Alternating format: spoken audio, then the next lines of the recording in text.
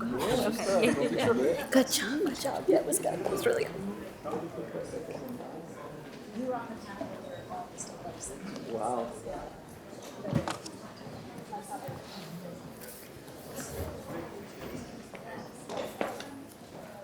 Okay. Thank you again to our Voice to Impact panel.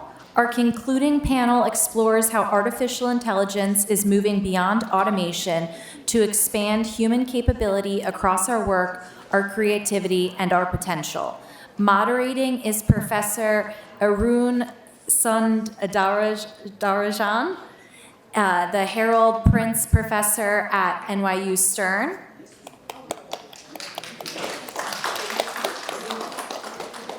He is joined by Mike Marone, Director of AI Pre-Sales and Business Development at C3 AI. Professor Anat Lechner, a Clinical Professor of Management at NYU Stern. Shawn Zahan, a Senior Executive Premier Business Value at Cisco. And Alcir Candido Gonsalves, Business AI Specialist at Meta. Please join me in welcoming our AI panel. Hi, how are you? Good to see you too.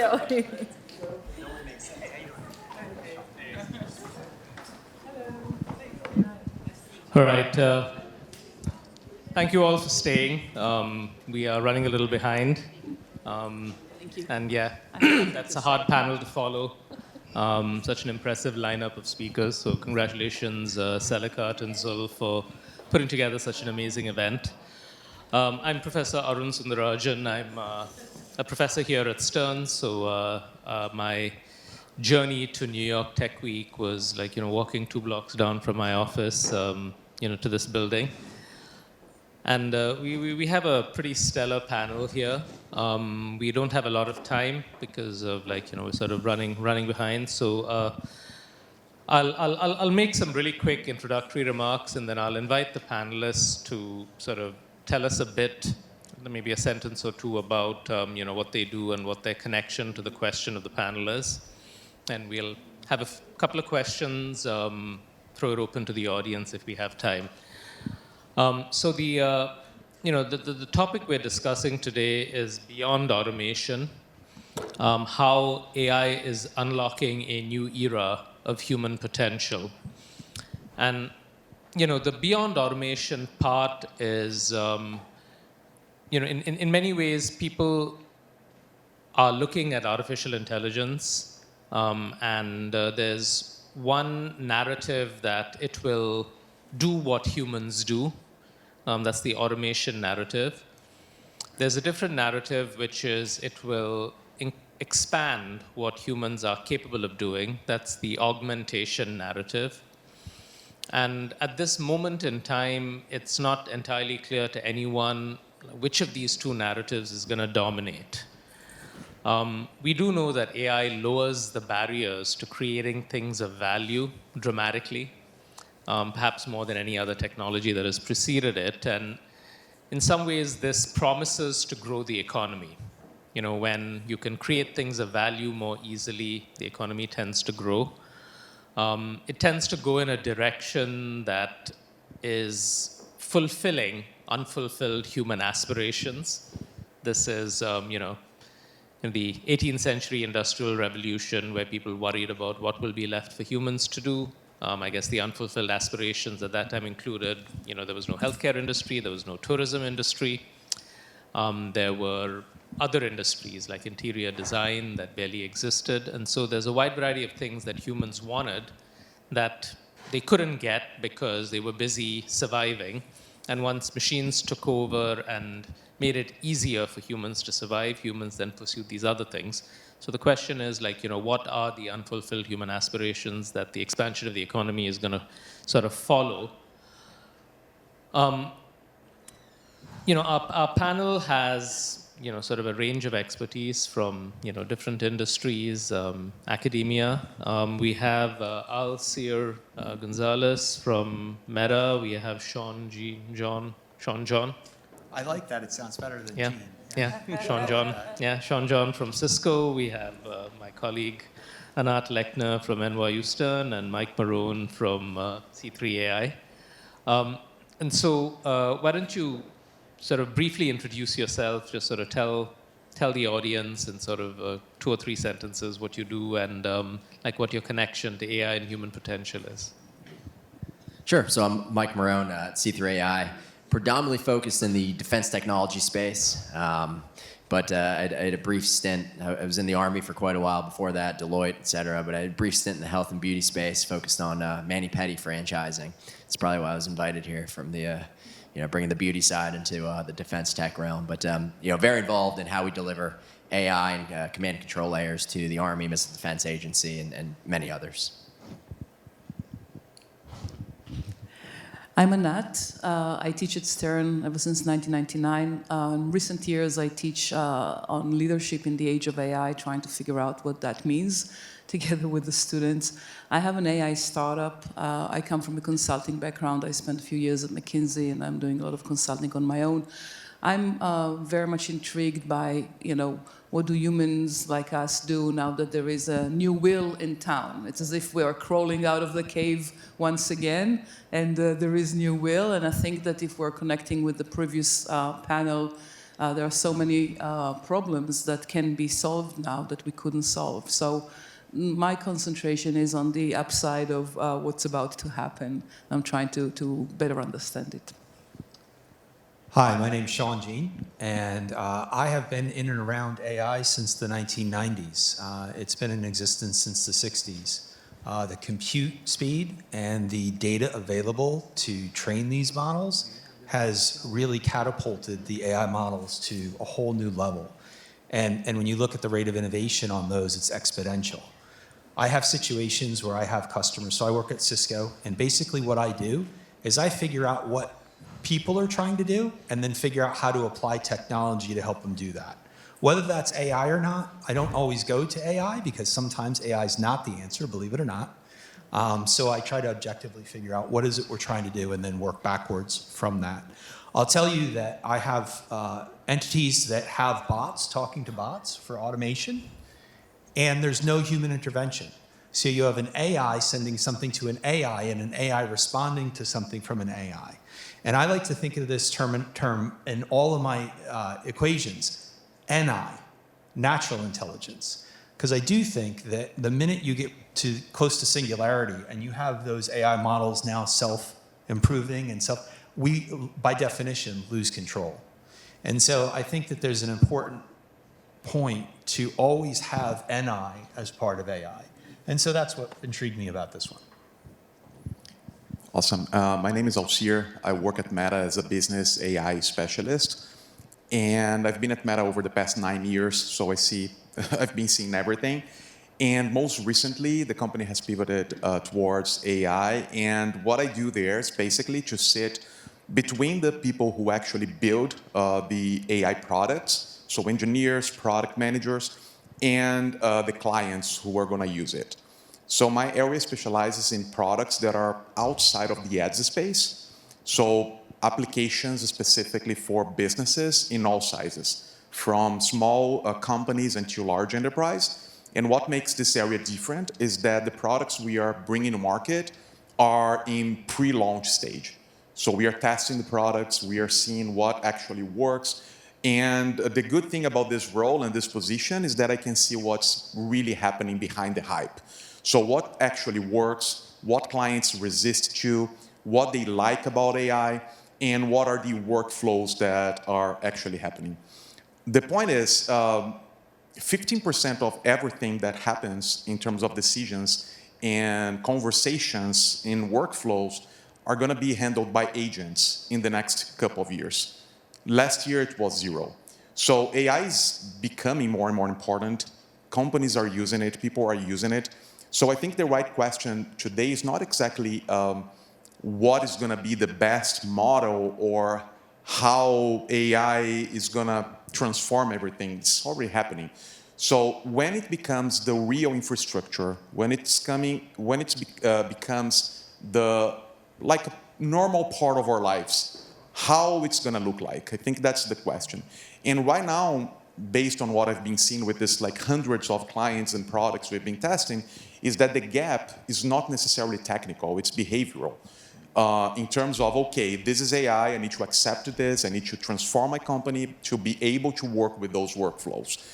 So that's my take in a nutshell. Okay, I mean that's awesome, and we'll to the extent that we can, we'll come back to the points that each of you have raised. So Anat, I'll start with you. You've said a lot of memorable things. One of the things that you said recently, in in the context of your really successful course, is that AI is not just a tool, but it's a systemic shift in how businesses and society operates, right? And this is a,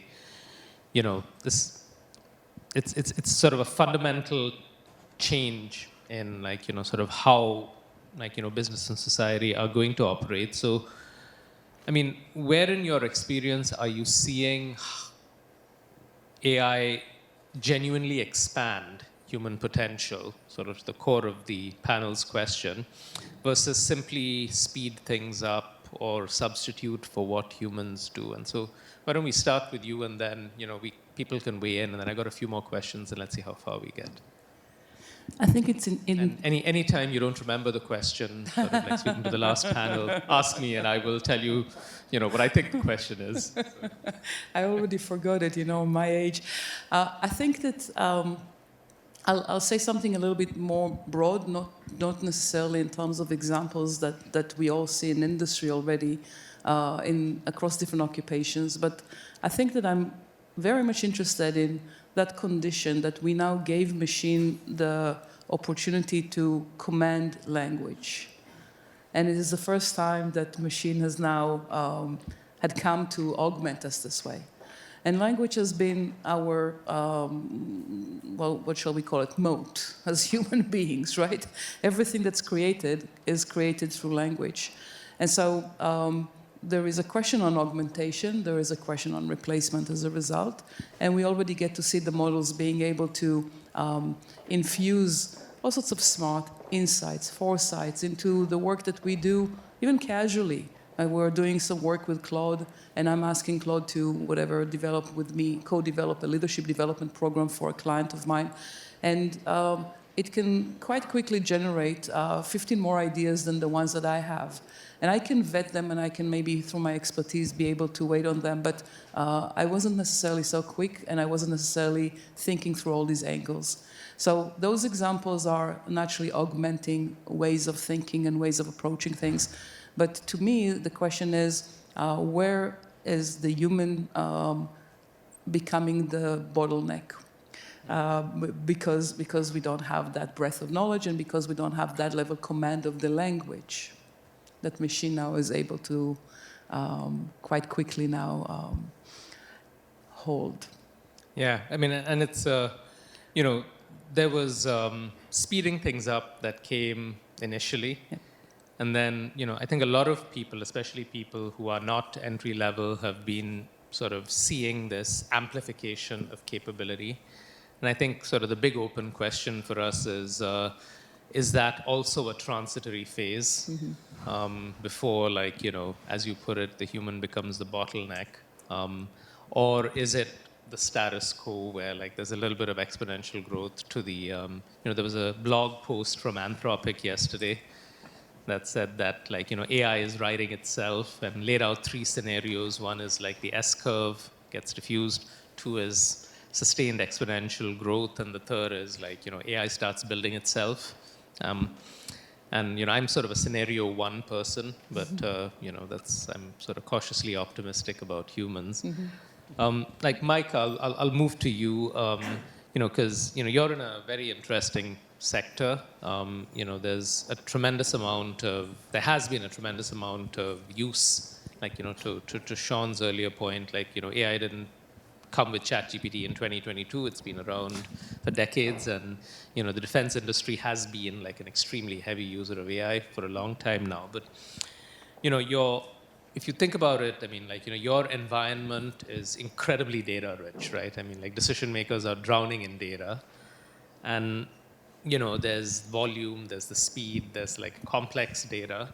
Do you see AI actually sort of having an impact in reducing the cognitive burden on humans? I mean, to Anat's point of like, we don't have the capabilities that this machine does, but like, is yours a scenario where this is actually a huge advantage because, the human capabilities, like, if they are augmented through this reduction in cognitive burden, like, the human can perform a lot better at whatever it is they have been sort of like, consigned to perform? Definitely. So really, you nailed it with cognitive burden. So kind of two, major buzzwords you'll hear around the Department of War community is, accelerating decision dominance and reducing the cognitive burden or the cognitive load. And we're seeing that at pace, at scale already today. I think the Army is probably above and beyond the other sister services and how they're going about thinking, around the data fusion problem set and accelerating mission command and mission planning. But there's no doubt that we are already seeing applications that are providing accelerated decision making to the warfighter. We're seeing that play out in Ukraine right now. We were seeing that play out in the Iran theater as well. And I think what's probably most important are the challenges that come with that. And, I distill that to really, two primary that, come to the top of mind. One is the data fusion problem set. So how are we taking all these disparate asset systems and sensors? And the commercial realm has the same problem. You look at oil rigs that Shell or ExxonMobil may have, these really kind of legacy systems, and how you're able to connect those to the next generation systems that may bring more advantage in terms of compute, in terms of reduced costs, in terms of enhanced power output, but they don't speak to each other at all. And so the issue hasn't necessarily been in the output that a frontier model's giving or a fine-tuned model on what target to destroy or how you're frequency hopping between different electronic warfare signals. It's really been how are we managing this data as close to the warfighter, as close to the tactical edge as possible, given very kind of complex amounts of data that need to reside and it require the kind of the storage capacity to provide the output they're looking for. So I think it's really the kind of swap, right? The size, weight, power, and ultimately cost and compute size as well. That's really kind of the problem right now, not if we are reducing the cognitive burden. Okay, and can you unpack decision dominance for us a little?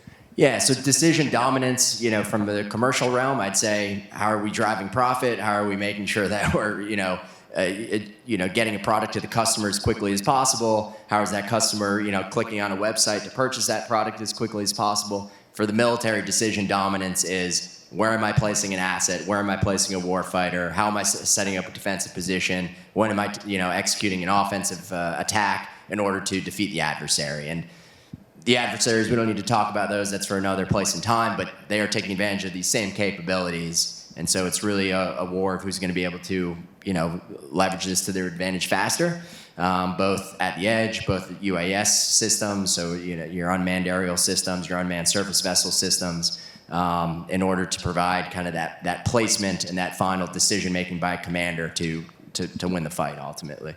Okay, and that's.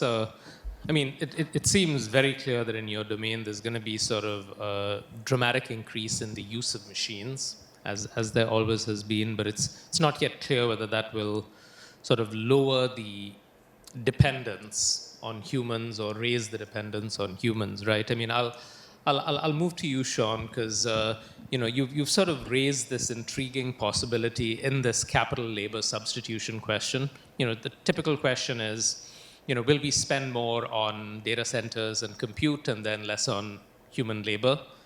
Or will we end up spending, sort of less on capital over time and more on humans? Well, because the economy expands, which has sort of been generally like, the story of economic progress, like, for the last 250 years. But there's generally an assumption in these conversations that the substitution moves one way, right? Like, more machine, and that implies less human. And, there's this possibility of more machine, more human, but you've raised this sort of other possibility, right? That cost, regulation, and like, sort of potential liability can make the human option lower risk or lower cost And that may actually sort of, that sort of advantage that humans have over machines may actually grow over time. So, this is novel, and I'd love it if you could unpack it for us and tell us where you think this might be more likely to happen than less. Sure. I want to frame it with first principles, because when we think about the biological limitations of the human capacity, they're finite, right? Maybe it will grow over time, but it's finite. And when you look at the growth of technology, and not just AI, but and I can't stress this enough, the underlying compute and data that's generated, right? I mean, that's of equal, if not more, impact. And I predict there's going to be a change in how we do compute that's going to really catapult it. But it's happening exponential. I mean, I have a machine at home that runs, and it's getting to know me, and it's learning how I answer things, and it's automating my answers, and it's doing things like this.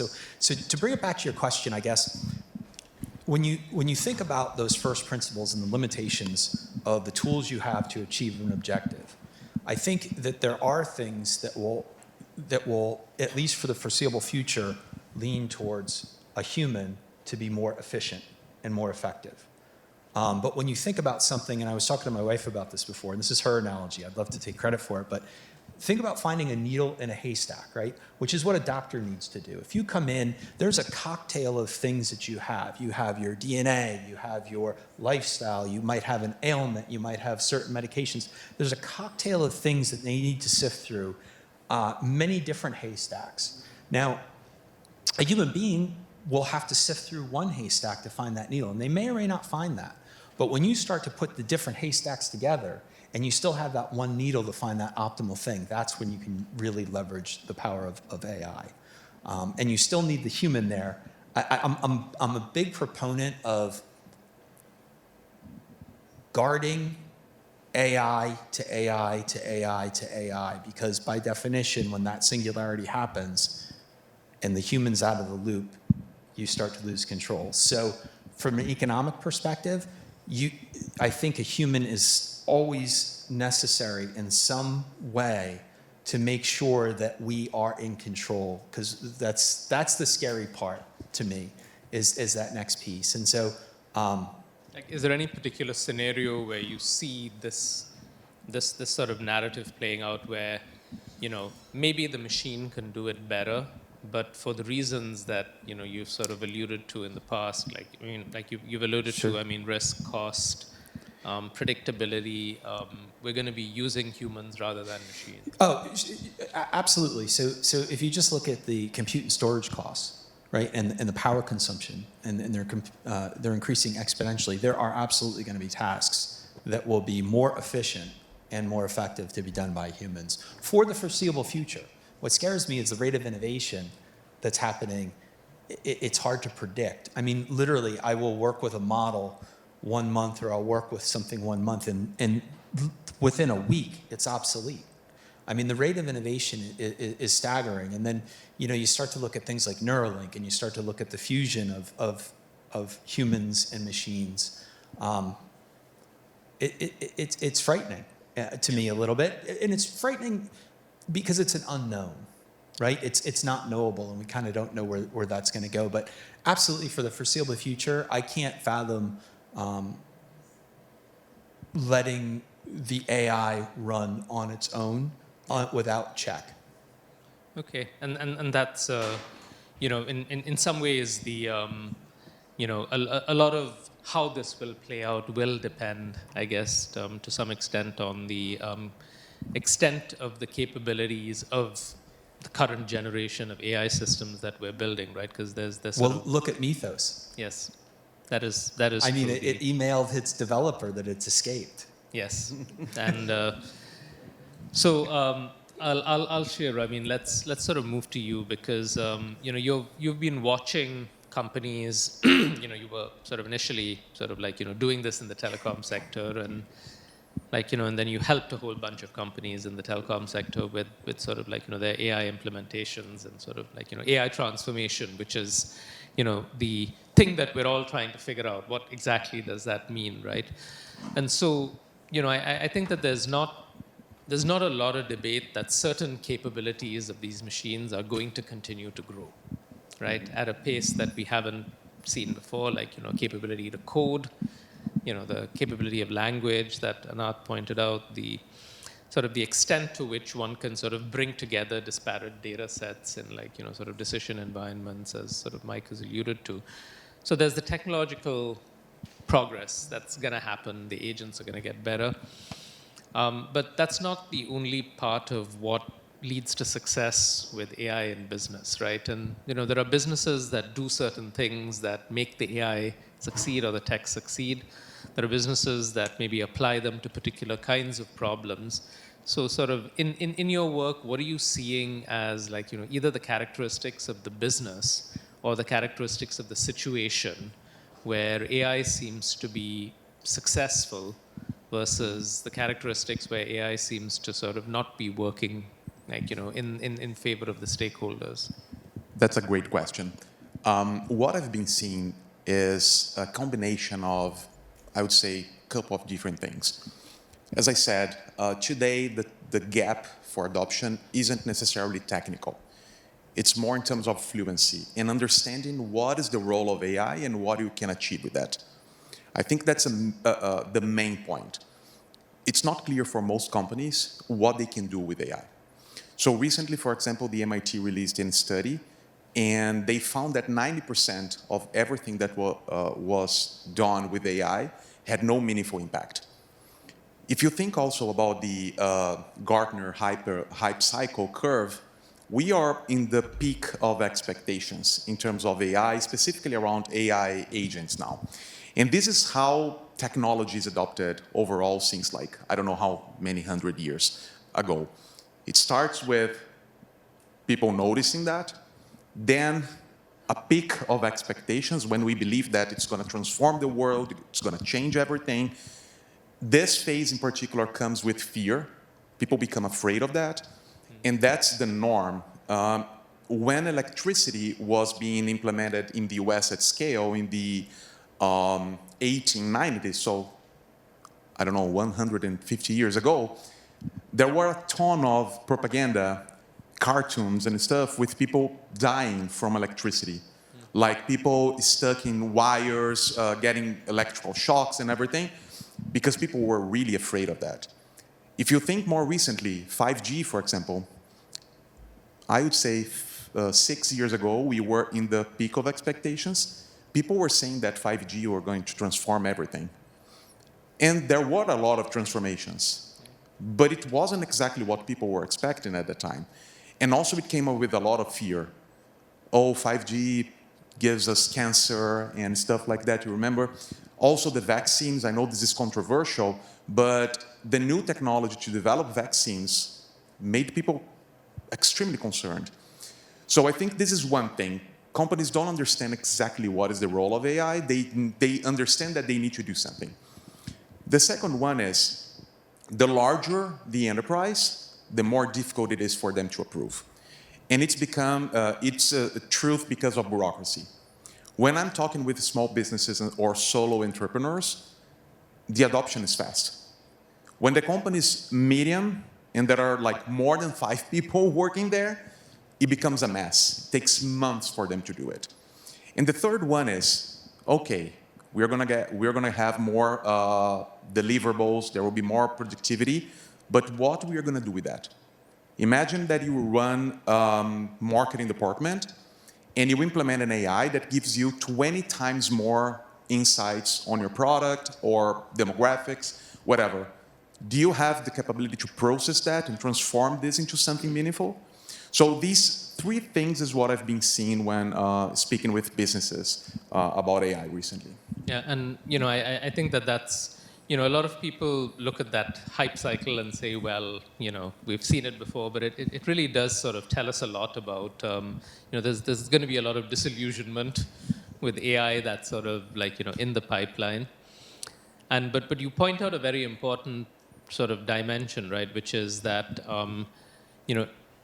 there's sort of a fear we have of like this AI-only organization, right? And theoretically, it's possible. And you always meet people who say, "Well, I built a $1 billion company with just sort of 6 people." But to me, this is the exception rather than the norm. And I think a lot of the slowdown in entry-level hiring that we're seeing now is part, honestly, like work-at-home stuff that has come from COVID, which led to greater efficiencies. It's part organizations saying, I'm not quite sure what the next 2 or 3 years are going to bring. So let me sort of slow, see how things shake out, and then sort of maybe ramp up.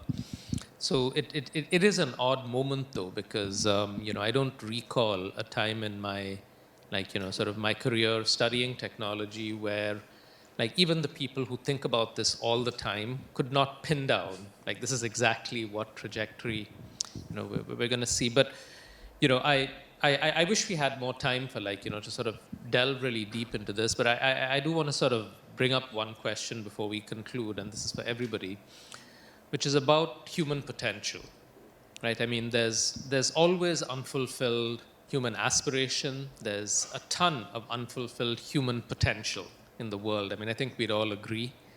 I have art and music in me that has been unfulfilled. Whether this is good for the world or bad for the world is, a different question. But, there just wasn't a path that allowed it to emerge. Instead, the programming and the engineering and the economics emerged. And we all, in this room, have unfulfilled potential.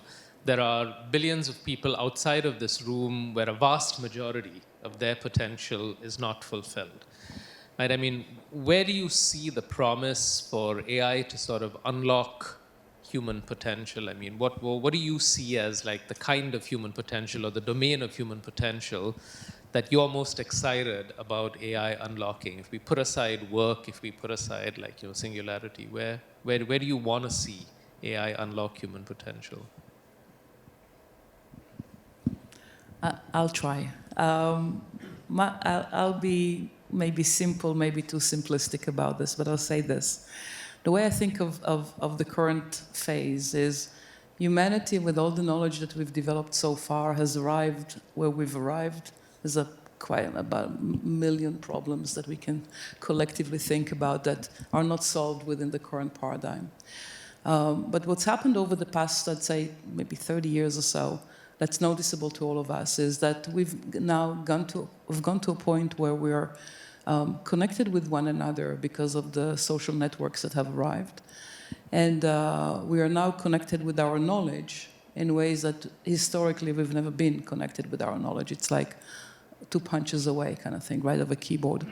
And what AI now comes to do is, and especially AI with computation capacity underneath it, is allowing us a completely new frontier of how to access and utilize our knowledge with augmented capacity in the back.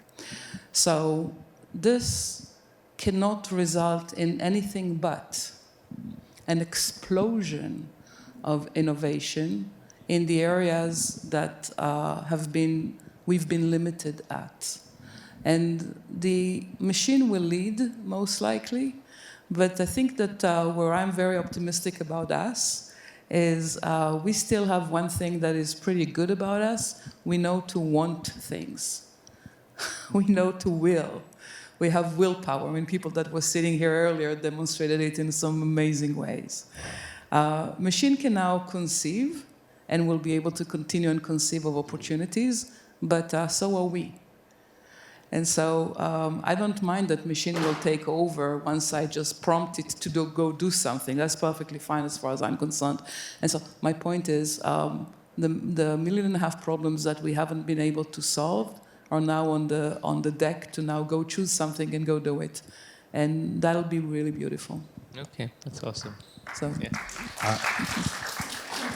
I'd like to see it extend our biology. So back to the haystack example, I think there's potential for it to increase our lifespan.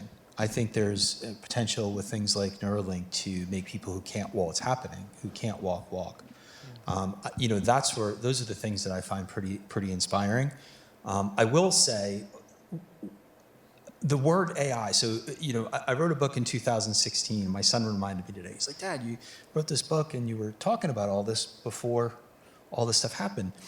And I said, that's very true. I said, but I think we have to, when we're trying to solve a problem, not start with the technology. We have to start with what we want to accomplish, and then the tech. So I cringe when I hear, when I'm working with customers and internal teams, and they're like, well, AI can do that, AI can do that. Why are you doing it, right? Like, what is it that you want to achieve? Let's set the target first, and absolutely consider AI in our quiver, right? But don't just go there by default. And certainly don't start there. Start with what you're looking to accomplish. And that's the one thing that I see, I'd like to see us use it as a tool, not as a solution to every single problem. And I'm seeing it happen in spades, and that's where you come into the economics, the question I had before, and I like to stretch the point. Sometimes a human is more efficient and effective than that machine. And I can share multiple examples of where that's applicable today. Don't start with the AI. Start with what you want to do. Yeah, to kind of piggyback off of that, there's no doubt that AI is going to help me sleep better. I'm going to optimize my nutrition, my fitness program. I got my little Whoop on here. But I do, I have a 2.5-year-old daughter now, and I know this is supposed to be optimistic, so it might be a little pessimistic. But I question, what schools will look like and how they are going to be starting with, the tool being your brain, understanding how to write, how to read, how to think on your own, how to write your own essay, how to type on a keyboard, and then start plugging in the AI tools after you know how to use a pencil, right? Use the pencil first, then we can type on the typewriter, leverage Microsoft Word. I really question what that'll look like in the school systems so that they aren't just reliant on, AI just coming up with the answer, summarize this book for me. We've all had Cliff Notes, et cetera, but you had to do a little bit of forethought. You had to, do a little bit, put some effort into things, and now it's instantaneous. I'm sure you're both seeing that, sitting in the classroom. And so, my hope is that we come up with a structured process that the governments, communities, counties, et cetera, really come together and understand that this is a powerful and very effective, technology that is growing, but how's it going to be rolled out so that, our kids and kids actually can, do things on their own. And I'll just comment on that because I think anyone who has kids between the age of 2 and 12 is sort of sharing this or worry. 31. That is true. And I think this is a phase. It happens to be the phase where people whose kids are 2 to 12 are 2 to 12 and are growing up. But it's, I think in the slightly longer term, we will engineer our education in a way that will preserve the ability of people to sort of gain enough human potential, you gain enough learning. And, this is when, the old way of learning and assessment is sort of clashing with the capabilities of the new. But I'm sort of unrelentingly optimistic about this because, GPS has lowered our ability to navigate, but it has certainly sort of improved things. There are various machines that made us worse at growing food and, sort of doing physical things, but overall, it's freed us up to do other things. So I'm sure it's a great example because we no longer know to navigate, but we surely now enjoy the view a whole lot more. Yes, that's right. At some point, we won't even have to drive. Right? My car drove me here. Yes. Exactly. I know. That's actually a great sort of front where sort of the humans have maintained primacy for quite a long time, even though the machines have gotten better and better. So Alcir, we'd love to sort of close with your thoughts on where do you want to see human potential unleashed by AI? That's a hard question. I would say that in practical terms, productivity and things are being delivered way faster. I can give you my own example. At Meta, we are incentivized to use AI. We have access to all models. And I'm not an engineer. I'm not a technical person. And I was able to deliver a solution that saved almost 500 hours of work without knowing it. So we are able to do now things that we weren't able to do before unless you had the knowledge or you were trained to do that, or you spent years and years and years at college or research, whatever. If we go back in time, let's say 300 years, during the Enlightenment era, all those philosophers and those people, they believed that knowledge should be available for everyone. So more universities, public libraries, because they believed that once human beings had access to information, we would be better. Many people fought bravely for us to be able to do that. What we are living now is a result of the couple, I would say, centuries when science, innovation, research were part of people's lives based on those philosophers, those thinkers from the Enlightenment era. And we got there. Information has never been so broadly available to anyone. We, with our phones, we have access to everything, even maps and information. Imagine someone 500 years ago with a cell phone, what they would be able to do. Of course, with the network and all the information we have now, not just the device. We got there. So I think I could leave us today with a reflection. What are we going to do with this power, with this information? Are we going to be just dumb and delegating to AI our decisions and, okay, I'll trust the system, or I'm going to use it to do more than I used to do before? Yeah. And so I guess whether or not AI will unlock human potential, you're saying sort of really depends on the human and Yes. sort of what the human is going to do. I've always fought the notion that digital technology increases inequality. This sort of seems to be part of the narrative. And I look at, when I was a kid in India, there were 1 in 50 households had a telephone. We were one of the 3 households that had a television in the neighborhood. Now everybody has a phone. Everybody has access to streaming video entertainment. So if you put aside income and wealth, I understand that distribution is going in one direction, but this inequality in access to a higher standard of living has gone down dramatically because of digital technologies. And I look at AI's impact on healthcare, on education, on just sort of the capability to start a business. So I'm very optimistic about its potential. But so some of us have a hard stop at 6:15, which we've already exceeded. So we're going to have to sort of end with that. But thank you very much. This was a wonderful. Thank you. Thank you. Great job. Thank you. And thank you to Sellicart and sort of organizers as well. Yeah.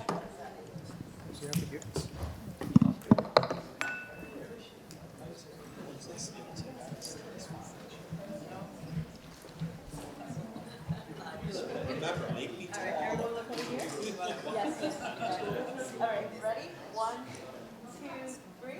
One more. 1, 2, and 3. Thank you.